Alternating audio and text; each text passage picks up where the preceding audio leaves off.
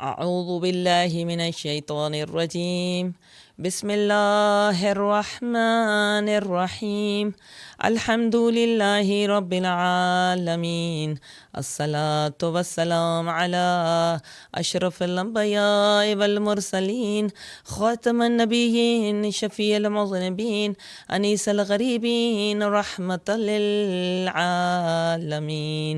راحت العاشقین مراد المشتاقین شمس العارفین سراج السالکین مصباح المقربین محب الفقراء والغرباء والمساکین سید الثقلین نبی الحرمین امام القبلتین وسیلاتنا فی الدارین صاحب کعبہ قوسین محبوب رب المشرقین ورب المغربین جد الحسن والحسین مولانا و مولا الثقلین بالقاسم محمد وآلہ الطیبین الطاہرین المعصومین الصلاة والسلام علی امام زماننا ابا صالح المہدی ادرکنا روحی و جسمی ابی و امی و اولادی لک الفدا ولعن اللہ من اعدائهم اجمعین ملعونین بسم اللہ الرحمن الرحیم ان الحسین مصباح الخطا وسفینۃ النجات۔ صلوات پڑھیے۔ مومنات عزیز، آج تاسوعہ عاشورہ، ہم سب اس عزا خانے میں عبادت کے لیے آتے رہے، بارگاہ الہی میں دعا کرتے ہیں، کیونکہ آج بھی بہت عظیم دن ہے، عظیم پرسہ دیا جائے گا۔ لخت جگر حسین ابن علی کا پرسہ ہے۔ عموماً مصائب کے بعد دعا کا موقع نہیں رہتا، محل نہیں ہوتا، تو مل کے دعا کرتے ہیں، پروردگار تجھے سب سے عظیم واسطے کا واسطہ کہ حسین ابن علی کے علی اکبر کا واسطہ، پروردگار تجھے حسین کے اکبر کا واسطہ، پروردگار جگر علی اکبر کا واسطہ ہے کہ بانیان سمیت جتنی مستورات تشریف لاتی رہی ہیں سب کے دامن مراد کو پر فرمانا، کل کے جوانوں کی خیر فرمانا، سب کے بچے کامیاب کامران ہو جائیں، سب کے والدین کی بخشش و مغفرت فرمانا۔ خصوصی دعا کرتے ہیں کہ بانیان کے والدین سمیت ان کے جتنے مرحومین ہیں سب کے نامہ اعمال میں اس پرسے کو شامل فرمانا، انہیں کروٹ جنت نصیب فرمانا، ان کے نامہ اعمال کی انہیں زینت بنانا۔ پروردگار یہ فرش عزاداری ہمیشہ ان کی نسلوں میں بچھتا رہے، امام کے ظہور کے ساتھ اسے منسلک فرمانا۔ خصوصی دعا ہے کہ توقیر بھائی کو اور دیلا رباب کو اور قاسم ہاشم ثانیہ زارا کو طول عمر زندگی صحت سلامتی عطا فرمانا، یہ بچے صراط مستقیم پر گامزن ہوں، اور ہاشم علی قاسم علی کو دن دگنی رات چوگنی ترقی ہو جو کمال نصیب فرمانا، ثانیہ زہرا کے نیک اور بلند نصیب ہو۔ اس کے علاوہ جتنی دعائیں کرنی چاہیے تھی ظہور امام کی دعا سمیت پروردگار ساری دعا علی اکبر کے صدقے میں آج قبول و منظور فرمانا۔ مومنات عزیز، تاسوعہ عاشورہ ہے، یہ جتنی عزاداریاں ہم نے کی ہیں یہ بڑی فضیلت رکھتی ہیں، یہ ان کی اہمیت سے آپ سب آشنا ہیں، کیونکہ عزادار حسین کا اور زائر حسین کے مقام میں فرق نہیں ہے، اس لیے کہ یہ مقام جہاں پر ہم آتے رہے ہیں یہ عزاداری حسین نہیں، مجلس حسین نہیں، بلکہ یہ مقام حرم زمانی امام حسین یعنی قرار پا گیا۔ حرم مکانی تو خود جہاں قبر مطہر ہے وہ ہے، اور حرم زمانی جہاں فرش عزا بچھ چکا ہے وہ حرم زمانی ہے۔ اور زائر امام حسین کا اور عزادار امام حسین کا دنیا میں کہیں بھی ہو، اس لیے فرق نہیں ہے کہ اگر زائر کے ساتھ فرشتے متعین ہوتے ہیں تو عزادار کے ساتھ بھی گھر سے نکلتے ہی فرشتے جو ہیں معین ہو جاتے ہیں، جو درود و سلام بھیجتے ہیں، سلامتی مانگتے ہیں، اور قبائے حسین قرار پا جاتا ہے فرش عزا، یہاں پر دعائیں قبول ہوتی ہیں۔ اتنا مقام ہے آپ کے ایک ایک قدم کا کہ بخدا روایات کہتی ہیں کہ عزادار کی قیمت صرف اور صرف جنت ہے۔ کوئی شخص تھا نا عراق کے اندر، تو اس نے منت مانی، ناصبی تھا، بغض اہل بیت رکھنے والا تھا، اس نے منت مانی کہ اللہ مجھے بیٹا دے تو یہاں 4 بیٹے دے، جیسے ایسی منتیں ماننے والے آج بھی وہاں پر موجود ہیں، تو میں جو ہے نا ایک شیعہ کو قتل کروں گا۔ جب یہ راہ کربلا میں کھڑا ہو گیا کہ ان دنوں کے اندر ایام عزاداری کے اندر تو جو ہے نا لوگ زیارت امام حسین کو آتے ہیں، تو ان میں سے میں کسی کو قتل کر دوں گا۔ جب انتظار کرتا رہا کوئی نہ آیا، اور اچانک اس نے کیا دیکھا، دور سے ایک قافلہ آ رہا ہے۔ بڑا خوش ہو گیا کہ اب میری منت ادا ہو جائے گی، میں ایک شیعہ کو ماروں گا۔ جب یہ ابھی قافلہ قریب بھی نہیں آیا تھا تو اسے نیند آ گئی۔ اپنے عالم رویا میں خواب میں دیکھتا ہے کہ اسے جہنم میں پھینکا جا رہا ہے، مگر جہنم کی آگ اسے قبول نہیں کر رہی، بار بار اسے جہنم کی آگ باہر پھینک دیتی ہے۔ دوبارہ ملائکہ پھینکتا ہے، دوبارہ اس کو باہر پھینک دیتی ہے، قبول نہیں کرتی جہنم کی آگ۔ اور جب کوئی پاس کھڑے سوال کرتے ہیں نا کہ کیوں اسے جہنم کی آگ قبول نہیں کر رہی، تو اس وقت آواز آتی ہے اس لیے کہ یہ ایسے مقام پر کھڑا تھا جہاں سے عزادار امام حسین یا حسین کرتے گزرے تھے، اور ان کے قدموں سے اٹھنے والی خاک سے یہ خاک آلود ہو گیا، وہ خاک اس کے اوپر پڑ گئی۔ بس آگ اسے اس لیے قبول نہیں کر رہی کہ یہ تو کربلا کی خاک سے، عزادار کی خاک سے، زائر کی خاک سے مزین ہے، کیسے آگ اس کے اوپر اثر کرے۔ مومنات، یہ مقام ہے انشاءاللہ آپ سب کا بھی، انشاءاللہ بانیان جنہوں نے محنت کی ہے، انشاءاللہ جن کمائیوں سے خرچ ہوا ہے ان کمائیوں کو کمانے والوں کا بھی، اور انشاءاللہ بارگاہ جناب سیدہ میں بھی ہم سب کا مقام ضرور ہوگا، جو ہمیں روز محشر تو ضرور نظر آئے گا۔ دنیا میں تو ہم جو ہے نا بی بی سے مانگتے بھی نہیں ہیں، کیونکہ اتنا سستا سودا ہم نہیں کرنا چاہتے کہ ہم آخرت کے لیے بھی اسے ذخیرہ کریں نا، یہ بھی ساتھ میں دل میں تمنا رکھیں۔ مومنات، نہج البلاغہ کا وہ درس مختصراً لیتے ہیں، اور آج اصل میں پرسہ دینا چاہتی ہوں۔ میں کہتی ہوں اتنا عظیم پرسہ ہے نا کہ ہم فضائل کو تھوڑا چھوٹا کریں تاکہ مصائب کی جانب آئیں، کہ نہج البلاغہ میں حلیم کے جو مرتبے بتائے جاتے ہیں۔ حلیم کسے کہا جاتا ہے؟ کہ جو بردبار ہے، جو صبر کرتا ہے، برداشت کرتا ہے۔ مگر آپ حیران ہوں گی کہ حلیم عام صابر کو نہیں کہتے، حلیم اسے کہتے ہیں جو اتنا صبر کرے کہ کوئی سامنے والا اسے برا کہہ رہا ہے، صرف برداشت نہ کرے، صرف صبر نہ کرے، بلکہ اس کا برا کہنا اس کو اچھا لگے۔ کیسی عجیب صفت ہے، اور یہ صفت اتنی سراہی گئی ہے قرآن کے اندر کہ اسے صفت انبیاء قرار دیا گیا ہے، ابراہیمی صفت کہا گیا ہے اسے۔ اور حلیم اسے کہتے جو اپنے قوت غضبیہ کو اتنا بہترین استعمال کرتا ہے کہ اسے نبیوں جیسا مرتبہ عطا کیا جا رہا ہے۔ جب اجر ملیں گے، اعمال نامے تولے جائیں گے، تو اسے انبیاء جتنا درجہ عطا کیا جائے گا۔ کہتے ہیں روز محشر اگر جا کر ہم اپنے نامہ اعمال میں دیکھیں گے نا کہ بعض اوقات ہمیں کوئی برا کہتا رہا دنیا میں، ہم برداشت کرتے رہے، ہمیں کوئی ڈسکریج کرتا رہا، ہم برداشت کرتے رہے، ہمیں کوئی ٹیز کرتا رہا، ہم برداشت کرتے رہے، یا ہماری کوئی غیبت کرتا رہا اور ہمیں پتہ بھی چلتا رہا، ہم برداشت کرتے رہے، تو اس کی اتنی نیکیاں، اتنا نامہ اعمال میں حسن احسن جمع ہو چکا ہوگا کہ ہم کہیں گے کہ یہ کیا ہے پروردگار جو ہمیں اتنا اجر و ثواب ملا ہے۔ تو اس وقت ہمیں پتہ چلے گا کہ دنیا میں ہم نے صبر کیا تھا، یعنی ہم حلیم ہو گئے تھے، یا صرف صبر ہی کیا تھا، حلیم کا درجہ تو اس سے بالا تر ہے نا، تو ہم نے صبر کیا تو اس کا اجر و ثواب ہمیں مل رہا ہے۔ تو ہم وہاں پر یہ رش کریں گے یا پچھتائیں گے، ہم کہیں گے کاش ہم دنیا میں سامنے والا صرف ہمیں برا ہی کہتا رہتا اور ہمیں اسے کچھ نہ کہتے، اور سامنے والا ہماری غیبتیں ہی کرتا رہتا، اور کاش ہم دنیا میں اسے کچھ نہ کہتے، تو نہ جانے ہمیں اور یہاں پر کیا کیا مل جاتا۔ مومنات، جس مومنہ کا آج ذکر کرنا ہے نا، اس کا نام ہے حسنیہ۔ حسنیہ ایک تاجر کی کنیز تھی، اور جناب امام جعفر صادق علیہ السلام کی یہ شاگردہ تھی۔ یہ بہت ساری اس کی بکس بھی ابھی تک موجود ہیں، اور اس کے علاوہ اس کی بہت ساری محنتیں تاریخ کے اندر ہمیں ملتی ہیں۔ یہ حسنیہ نے نا اس تاجر کے اوپر جب بعد شہادت امام جعفر صادق علیہ السلام اس تاجر کے اوپر جب سختیاں آ جاتی ہیں، سارا اس کا سامان لوٹ لیا جاتا ہے، یہ سڑک پر جیسے آ جاتا ہے نا انسان، ویسے غربت اس پر آ جاتی ہے، دشمنی ہے اہل بیت کی وجہ سے کہ یہ کیوں محب اہل بیت ہے۔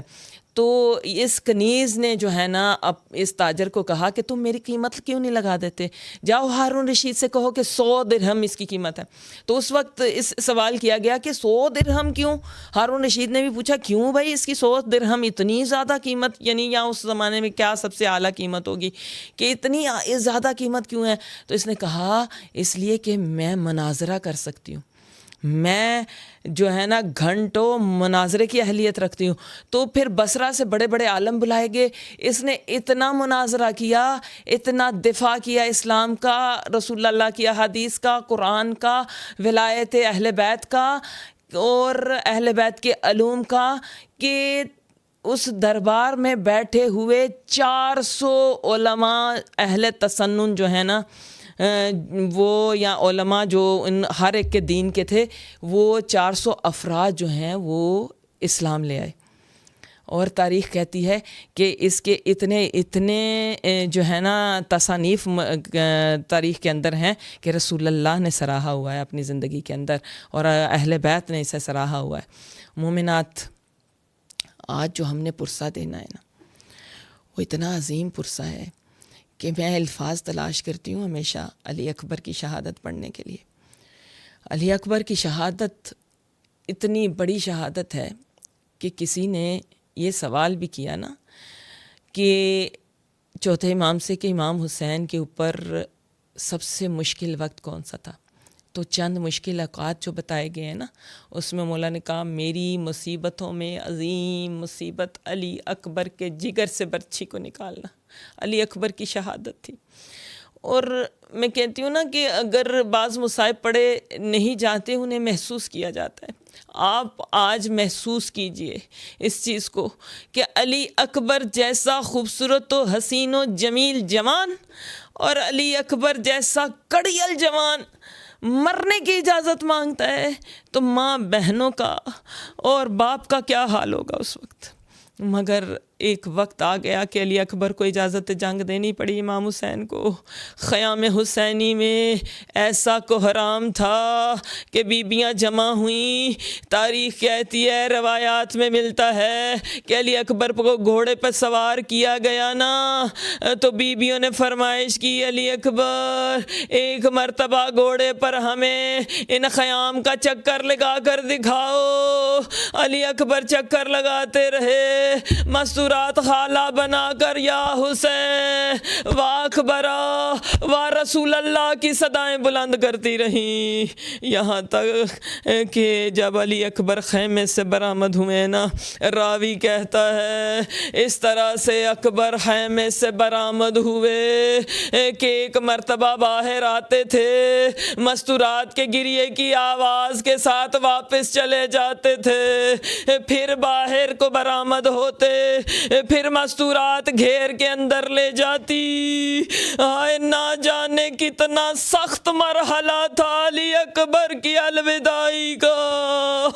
یہاں تک تاریخ میں ملتا ہے اکبر گھوڑے پر سوار میدان کربلا کی جانب جا رہے تھے، حسین آقا پیدل چلتے چلتے اکبر کے پیچھے